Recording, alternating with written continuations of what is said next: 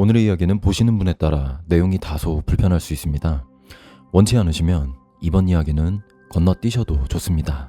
천생연분, 하늘이 맺어주는 연분으로 혹자는 몇천 겁의 인연이 이어지는 것과 같다 하죠. 그만큼 서로 다른 두 사람이 한 쌍이 되어 생을 살아간다는 것은 어마어마한 일이라는 뜻일 겁니다. 모자란 부분은 채워주고 넘치는 부분은 나누며 일생을 함께하는 인연. 하지만 서로 채우고 나누는 것은 비단 사랑과 행복만이 아니었나 봅니다. 천생의 연분, 아니 지옥의 연분을 만나 사륙의 광기를 채우고 결코 지어지지 않을 피냄새를 나눈 한 쌍의 연인.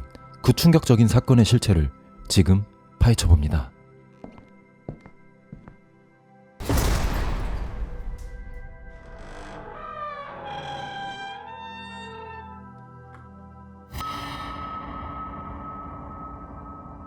(1966년) 영국 체스터 순회 재판소.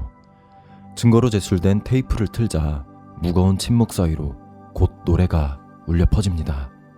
그리고 그 사이로 함께 녹음된 아이의 목소리. 제발 제 옷을 벗기지 말아주세요. 부탁할게요. 엄마가 보고 싶어요. 아이는 노래가 흘러나오는 내내 빌고 또 빌었습니다. 이 아이에겐 대체 무슨 일이 있었던 것일까요? 이안 브래디. 그는 1938년 1월 2일 영국 글래스고에서 태어납니다. 태어났을 때 이름은 이안 덩컨 스튜어트였죠. 그의 어머니는 식당 웨이트리스로 아버지는 지역신문 기자라는 것 외에 밝혀진 바가 없습니다. 식당에 출근하는 그의 어머니는 언제나 브래디를 홀로 남겨둘 수밖에 없었죠. 결국 그녀는 생후 4개월 된 브래디의 양육권을 포기하고 입양을 보냅니다. 그 후 정기적으로 브래디를 방문하긴 하지만 그가 13살이 된 이후부터는 재혼을 해 맨체스터로 이사를 가게 되죠. 존 슬로원과 마리 슬로원 부부의 집에 입양된 이안은 양부모의 성을 따라 이안 슬로원이 됩니다. 슬로원 부부는 브래디를 명문 사립학교에 보내는 등 모자람 없이 키웠지만 이안은 늘 엇나가기 일쑤였습니다. 그는 토끼의 목을 베거나 고양이를 태워 죽이고 심지어 자신이 키우던 고양이마저도 목숨을 끊어놓습니다. 머리는 좋았으나 학과 성적은 형편없었고 오직 제2차 세계대전과 나치에 대해 지나친 관심을 보일 뿐이었죠. 심지어 그는 히틀러의 자서전을 가장 좋아했으며 독일어를 배우려고 노력했다고 전해집니다. 당시 그에게는 여자친구 에블린 그랜트가 있었는데 흉기를 사용해 그녀에게 위협을 가하는 등 스스로에 대한 반성은 전혀 없이 점점 더 주체할 수 없는 폭력성을 띠기 시작했죠. 결국 다시 법정에 선 브래디는 친모와 함께 생활하는 조건으로 17살까지 보호관찰 처분을 받습니다. 맨체스터의 친모에게 돌아간 이언은 새 아버지의 성을 따라 이언 브래디가 되죠. 이안 덩컨 스튜어트, 이안 슬로원, 이안 브래디. 나이 15에 성이 3번 바뀌다니 인생 참 파란만장하네요. 그는 친모와 살며 얼마간은 독서에 심취하기도 했습니다. 사드 후작의 책들인데요. 그의 서술들은 아주 성적이고 가학적인 내용들이 가득한 것으로 널리 알려졌습니다. 이런 책들을 탐독하던 그의 시커먼 내면은 다시 꿈틀거리기 시작합니다. 결국 그는 17살에 교도소에 수감됩니다. 그리고 2년 후 석방되었는데 교도소의 도움으로 일반 사무직 직장을 얻게 되죠. 그리고 그곳에서 브래디는 천생의 연분을 만납니다. 그녀의 이름은 마리아 힌들리. 1961년 브래디가 다니던 회사에 신입으로 취직합니다. 그녀는 브래디에게 관심을 갖고 지속적으로 다가가기 시작합니다.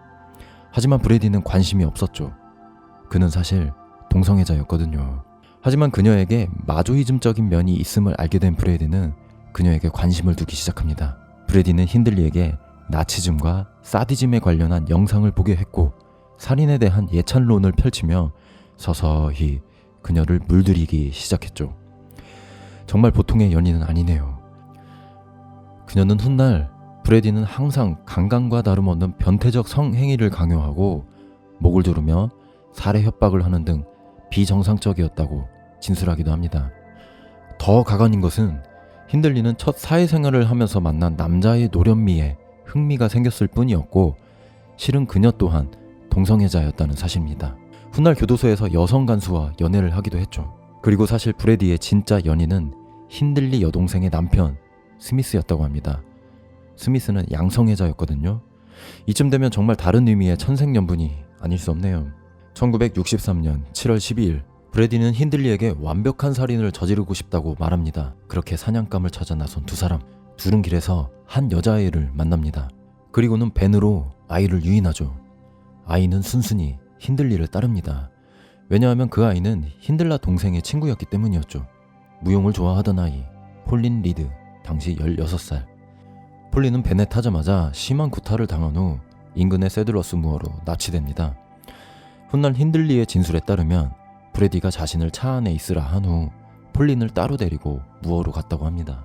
약 30분 후 그가 돌아와 자신을 폴린이 있는 곳으로 안내했다고 하는데요. 현장에 도착하니 폴린의 옷은 모두 벗겨져 있었고 성대는 잘려 있었고 목 전체가 거의 잘려나간 상태였다고 진술했습니다. 그 모습을 본 힌들리는 브래디에게 묻습니다. 강간도 했어? 답은 간결했죠. 당연하지. 한편 브래디는 변호사를 통해 다른 진술을 합니다. 그녀는 단지 납치와 구타만 한 것이 아니라 성폭행에도 주도적으로 참여했습니다. 감형을 받기 위해 힌들리 측에서 성폭행엔 가담하지 않았다고 진술했던 것으로 보이는데요. 당연히 CR도 먹히지 않았죠. 둘의 진술은 엇갈렸지만 중요한 것은 폴린은 안타깝게도 처참한 모습으로 생을 마치게 되었고 그대로 세드러스 무어에 묻혀버렸다는 것이죠.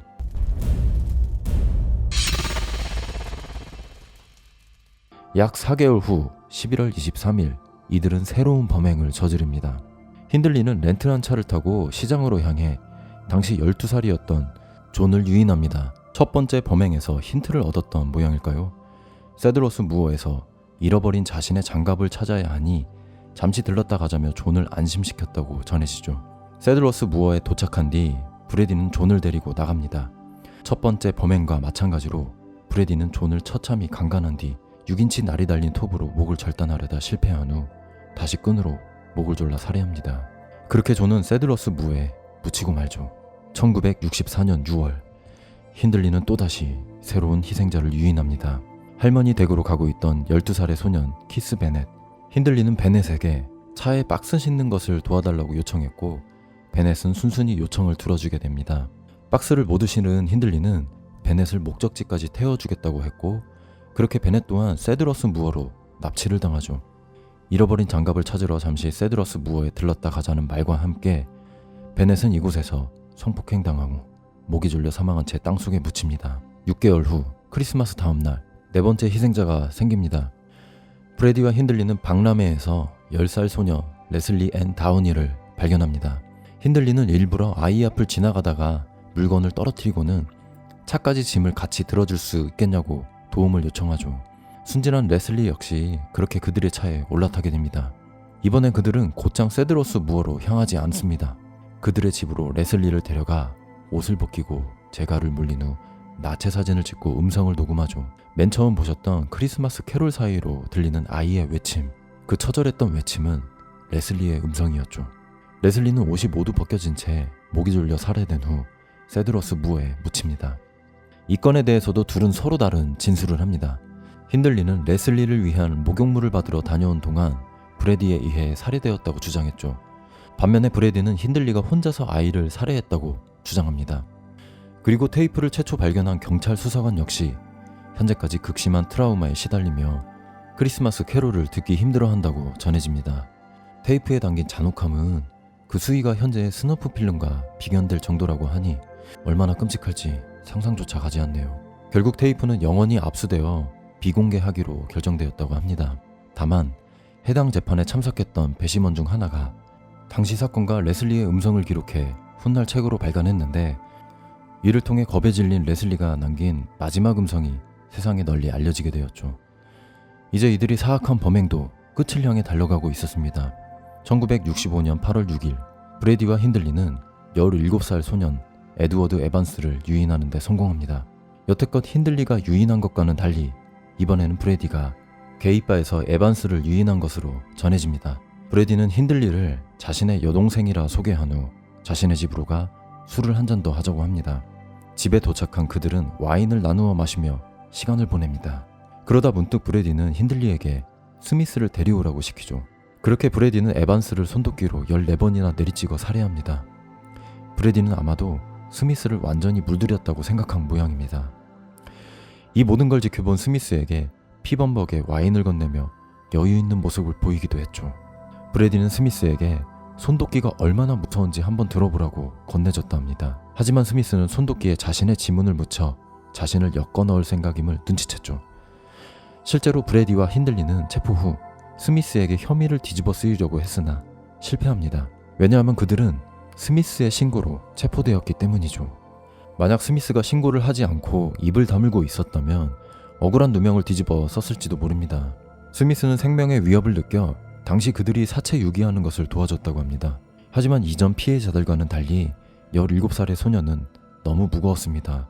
결국 이들은 세드러스 무어로 가지 못하고 비닐로 시신을 꽁꽁 감싼 뒤 한쪽 방에다가 내버려뒀다고 하죠.